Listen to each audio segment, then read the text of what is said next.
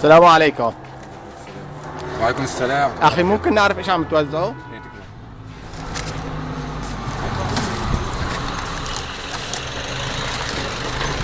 هاي بتألف الوجبة الغذائية من خبز ومي وتمر وشراب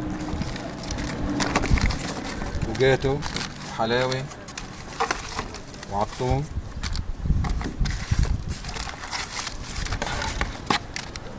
وعلبة ثوم وعسل وجبنة. وجبة غذائية كاملة مع معلقة مع شوكة ومحرمة وملح.